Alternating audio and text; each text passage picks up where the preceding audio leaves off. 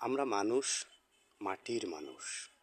মাটি থেকে আমাদের তৈরি করা হয়েছে, আর সেই মাটিতেই আমরা ফিরে যাব। তো সুতরাং আমরা মাটির মতো নিরহংকারী হই। যে অনেকের রাগ হয়, তারা যদি সে রাগকে মাটি করে দিতে পারে, মাটির মতো হয়ে যেতে পারে, তাহলে সফলতা। সুতরাং রাগ হবে, জিদ হবে, ক্ষোভ হবে, এবং আমরা নানাভাবে আমাদের এই বিষয়গুলো মানব জীবনে থাকে যে আমরা রাগ হই।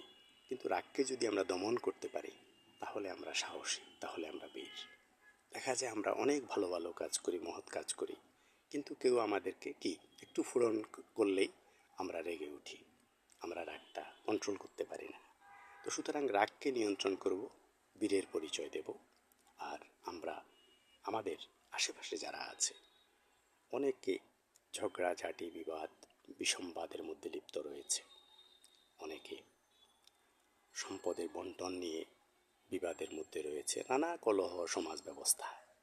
যারা কলহের মধ্যে আছে, তাদের মধ্যে আমরা সমঝোতা করে দেওয়ার চেষ্টা করব, শান্তি আনার জন্য চেষ্টা করব, তাদের মধ্যে আমরা কাউন্সেলিং করব।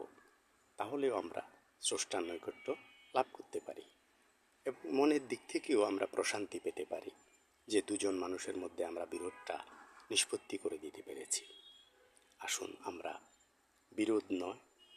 বিরোধ তৈরি নয়, বরং সমাজে শান্তির জন্য আমরা দ্বন্দ্বগুলো আমরা সম্প্রীতিতে পরিপূর্ণ করে দেওয়ার চেষ্টা করি। সকলের মঙ্গল হোক, মানবতার জয় হোক।